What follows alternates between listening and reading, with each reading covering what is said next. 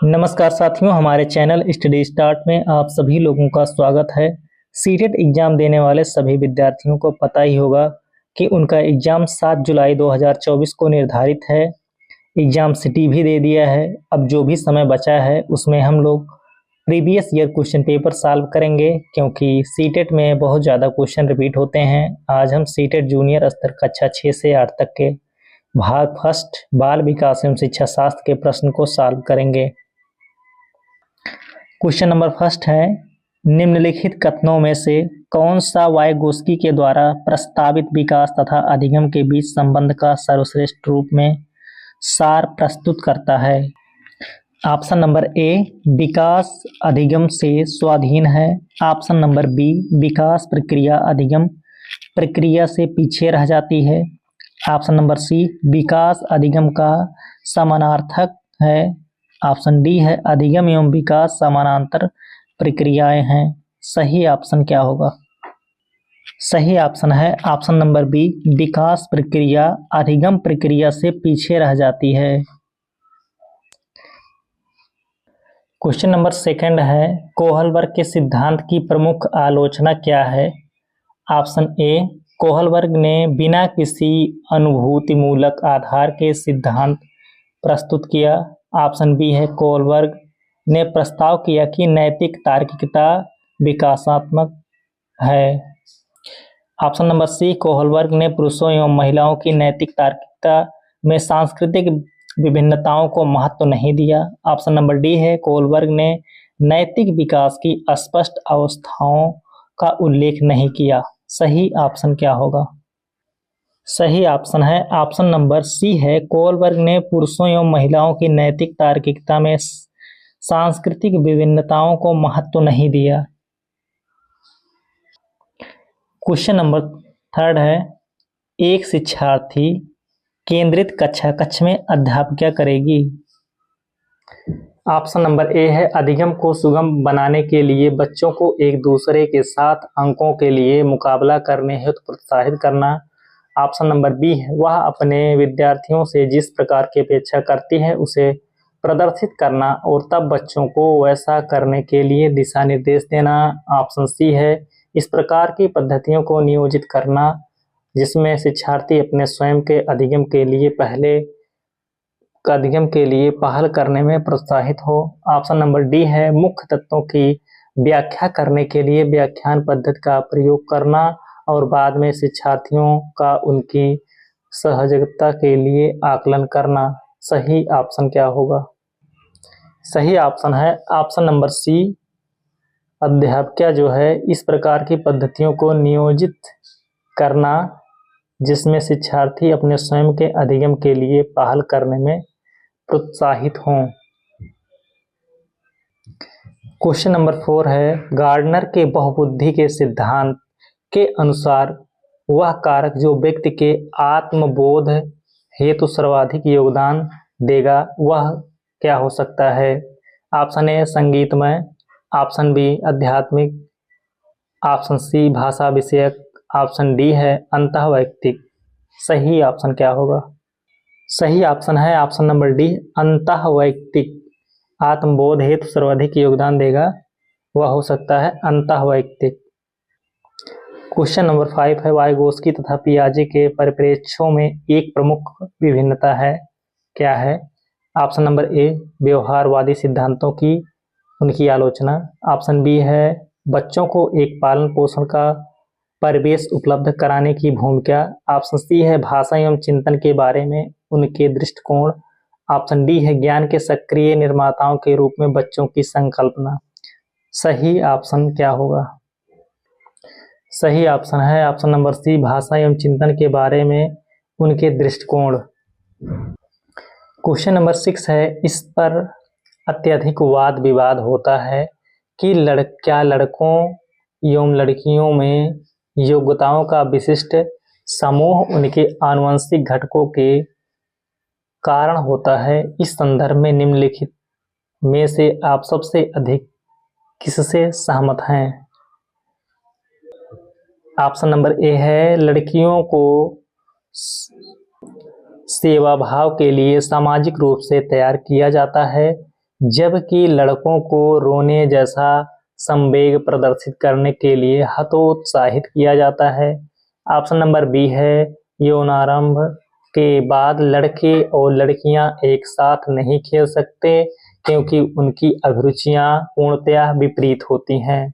Option C है सभी लड़कियों में कला विषयों के लिए अंतर्निहित प्रतिभा होती है जबकि लड़के आक्रामक खेलों में बेहतर प्रदर्शन के लिए आनुवंशिक रूप से तैयार होते हैं।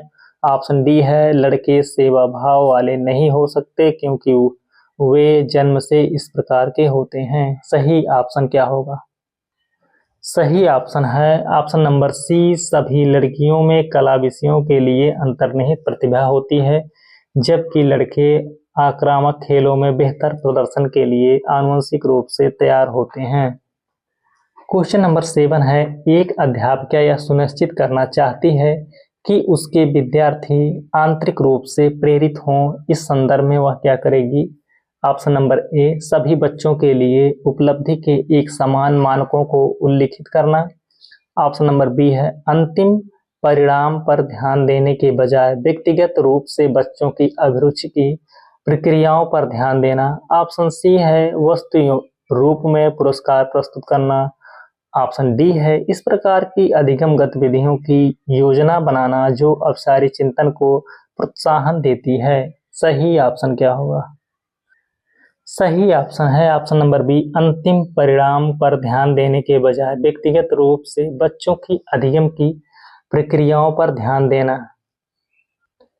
क्वेश्चन नंबर 8 है, कक्षा परीक्षणों में अच्छा प्रदर्शन करने में एक बच्चे की असफलता हमें इस विश्वास की तरफ ले जाती है कि ऑप्शन नंबर ए है आकलन वस्तुनिष्ठ है तथा असफलताओं को स्पष्ट रूप से पहचानने के लिए इसका प्रयोग किया जा सकता है।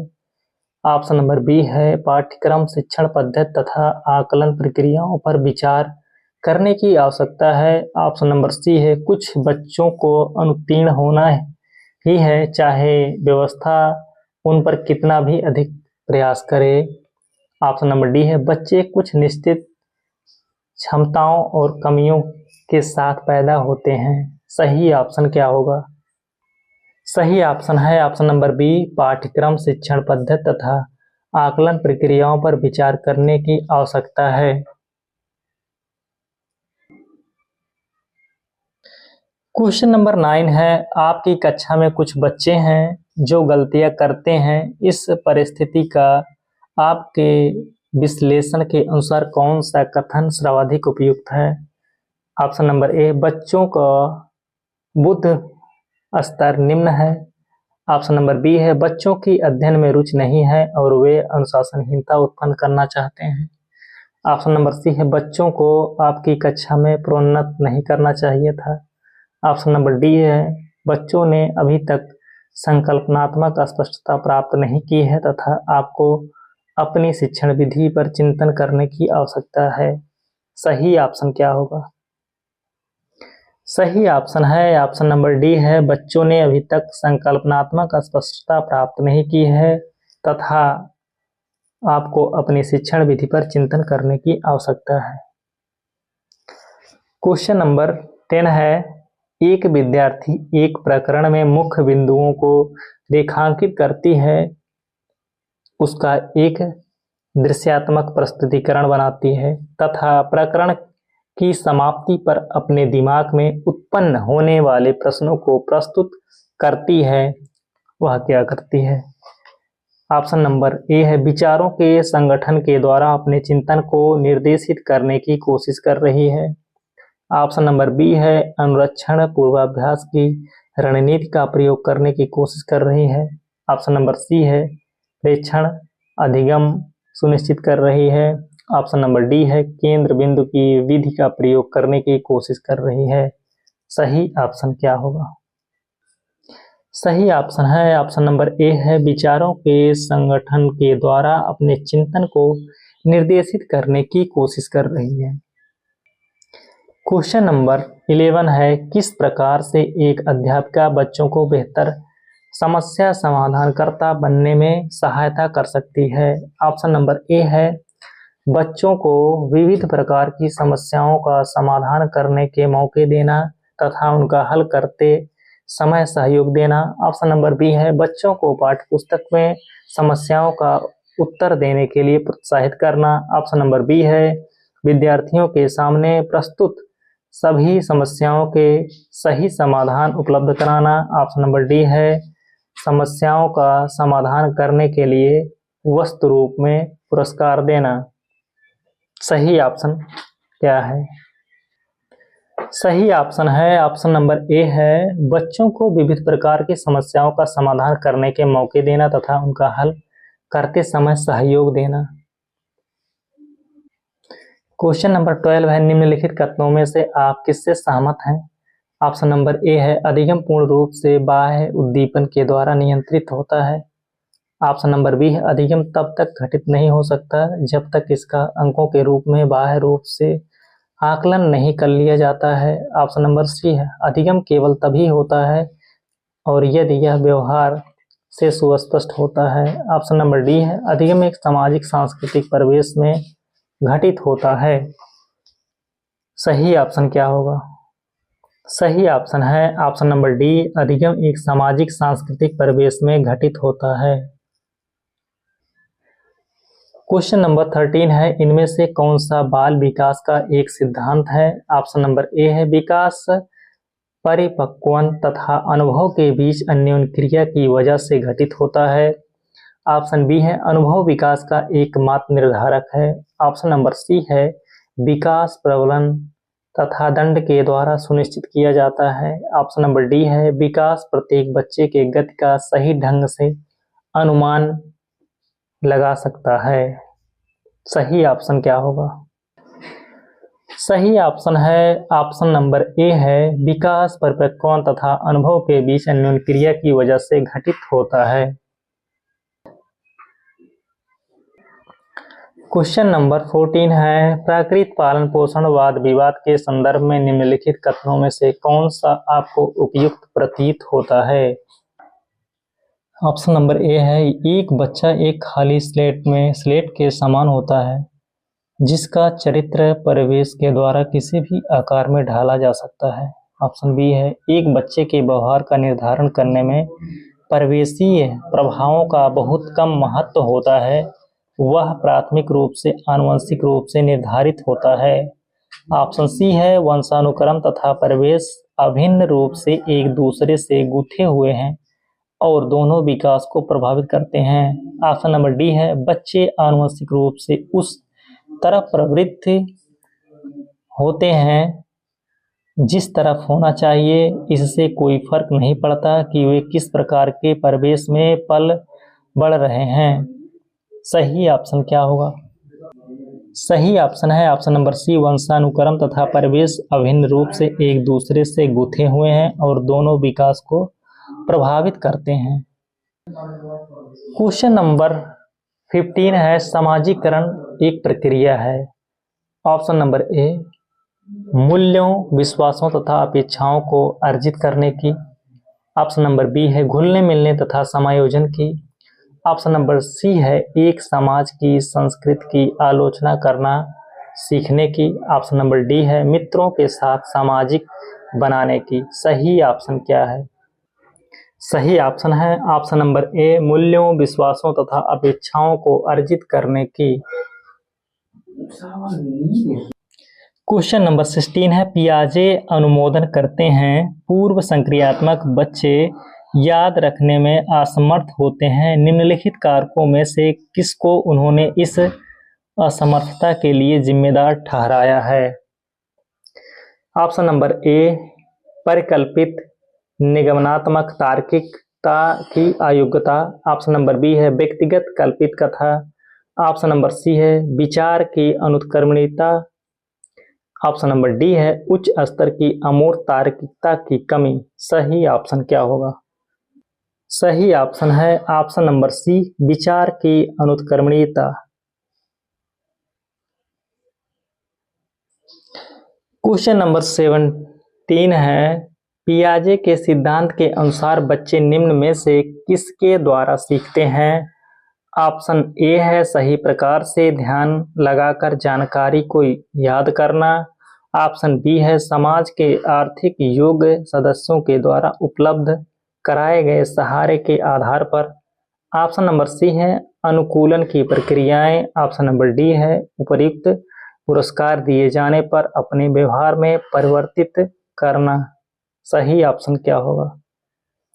सही ऑप्शन है ऑप्शन नंबर सी अनुकूलन की प्रक्रियाएं।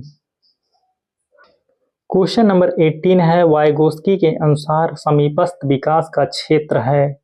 ऑप्शन नंबर ए अध्यापिका के द्वारा दिए गए सहयोग की सीमा निर्धारित करना।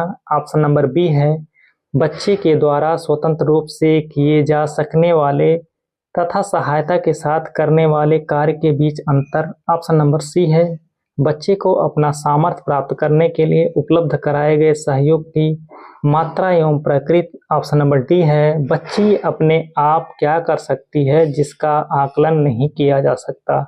सही ऑप्शन क्या है? सही ऑप्शन है ऑप्शन नंबर बी वाइगोत्स्की के अनुसार समीपस्थ विकास का क्षेत्र बच्चे के द्वारा स्वतंत्र रूप से किए जा सकने वाले तथा सहायता के साथ करने वाले कार्य के बीच अंतर। क्वेश्चन नंबर 19 एक बहुसांस्कृतिक कक्षा कक्ष में एक अध्यापिका सुनिश्चित करेगी कि आकलन में निम्नलिखित में से सम्मिलित हो। क्या सम्मिलित हो? ऑप्शन नंबर ए अपने आकलन उपकरण की विश्वसनीयता तथा वैधता। ऑप्शन नंबर बी है अधिगम के न्यूनतम स्तरों के लिए अनुपालन करते हुए विद्यालय प्रशासन की अपेक्षाओं को पूरा। ऑप्शन नंबर सी है आकलन उपकरण के मानकीकरण। ऑप्शन नंबर डी है अपने विद्यार्थियों को सामाजिक सांस्कृतिक पृष्ठभूमि। सही ऑप्शन क्या होगा?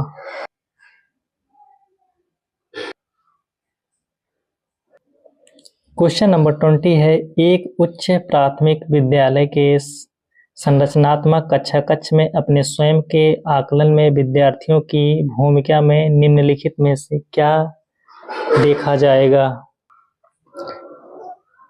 ऑप्शन नंबर ए है एक विस्तृत दिशा निर्देश बनाना कि किस प्रकार से विद्यार्थियों की उपलब्धि तथा कक्षा में प्रतिष्ठा को अंक के साथ सहसंबद्ध किया जाएगा। ऑप्शन नंबर बी है विद्यार्थी अपने आकलन के एकमात्र निर्धारक होंगे। ऑप्शन नंबर सी है विद्यार्थी अध्यापक के साथ आकलन के लिए योजना बनाएंगे। ऑप्शन नंबर डी है शिक्षण अधिगम में आकलन की भूमिका को नकारना। सही ऑप्शन क्या होगा? सही ऑप्शन है ऑप्शन नंबर सी विद्यार्थी अध्यापक के साथ आकलन के लिए योजना बनाएंगे। क्वेश्चन नंबर 21 है समावेशी शिक्षा के पीछे मूलाधार यह है कि ऑप्शन नंबर ए समाज में विभिन्नता और विद्यालयों को इन विभिन्नता के प्रति संवेदनशील होने के लिए समावेशी होने की आवश्यकता। ऑप्शन नंबर बी है हमें विशेष आवश्यकता वाले बच्चों के ऊपर दया करने की आवश्यकता है और सुविधाओं तक उनकी पहुंच होनी चाहिए। ऑप्शन नंबर सी विशेष आवश्यकता वाले बच्चों के लिए अलग विद्यार्थियों की व्यवस्था करना लागत प्रभाव नहीं है। ऑप्शन नंबर डी है प्रत्येक बच्चे के निष्पादन के लिए मानक एक समान तथा मानकीकृत होने चाहिए। सही ऑप्शन क्या होगा? सही ऑप्शन है ऑप्शन नंबर ए समाज में विभिन्नता और विद्यालयों को इस विभिन्नता के प्रति संवेदनशील होने के लिए समावेशी होने की आवश्यकता है।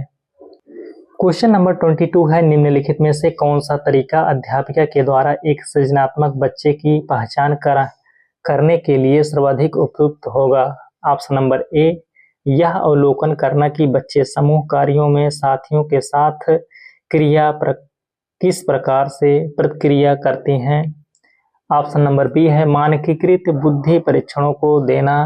ऑप्शन सी है वस्तुनिष्ठ प्रकार के परीक्षणों को देना। ऑप्शन नंबर डी है बच्चे को विस्तृत रूप से अवलोकन करना, विशेष रूप से उसे उस समय जब वह समस्याओं को हल करती हैं। सही ऑप्शन क्या होगा? सही ऑप्शन है ऑप्शन नंबर डी बच्चे को विस्तृत रूप से अवलोकन करना, विशेष रूप से उस समय जब वह समस्याओं को हल करती हैं। क्वेश्चन नंबर 23 एक अध्यापिका समाज के वंचित वर्गों से आए बच्चों की आवश्यकताओं के प्रति प्रभावशाली तरीके से प्रतिक्रिया निम्नलिखित द्वारा कर सकती है। ऑप्शन नंबर ए, अन्य बच्चों को वंचित वर्ग से आए बच्चों के साथ सहयोग करने के लिए कहना तथा विद्यालय के तरीकों को सीखने में उनकी सहायता करने के लिए कहना। ऑप्शन नंबर बी है, विद्यालयी व्यवस्था तथा स्वयं के उन तौर तरीकों के बारे में विचार करना जिनसे पक्षपात एवं रूढ़िवादिताएं झलकती हैं। ऑप्शन नंबर सी है, उनके प्रताड़ित होने के अवसरों को कम करने के लिए यह सुनिश्चित करना कि बच्चे आपस में अन्योन्य क्रिया करने का मौका न पाएं। ऑप्शन नंबर डी है, वंचित वर्ग से आए बच्चों को विद्यालय के नियमों एवं अपेक्षाओं के प्रति संवेदनशीलता बनाना ताकि वे उनका अनुपालन करें। सही ऑप्शन कौन सा है? सही ऑप्शन है ऑप्शन नंबर बी है, विद्यालय व्यवस्था तथा स्वयं के उन तौर तरीकों के बारे में विचार करना जिनसे पक्षपात एवं रूढ़िवादिताएं झलकती हैं। क्वेश्चन नंबर 24 है, अनुसंधान से पता चला है कि विद्यालयों में अनेक स्तरों पर विभेदीकरण पाया जाता है। उच्च प्राथमिक स्तर पर इनमें से कौन सा विभेदीकरण का एक उदाहरण नहीं है? ऑप्शन नंबर ए है, बहुत से अध्यापक पढ़ाने के लिए केवल व्याख्यान विधि का प्रयोग करते हैं। ऑप्शन नंबर बी है, मध्याह्न भोजन के दौरान दलित बच्चों को अलग बैठाया जाता है। ऑप्शन नंबर सी है, लड़कियों को गणित तथा विज्ञान विषयों को लेने के लिए प्रोत्साहित नहीं किया जाता है। ऑप्शन नंबर डी है, अध्यापकों के निम्न सामाजिक आर्थिक परिवेश से आए बच्चों से बहुत कम अपेक्षाएं होती हैं। सही ऑप्शन क्या है? सही ऑप्शन है ऑप्शन नंबर ए, बहुत से अध्यापक पढ़ाने के लिए केवल व्याख्यान विधि का प्रयोग करते हैं। यह जो है विभेदीकरण का एक उदाहरण नहीं है।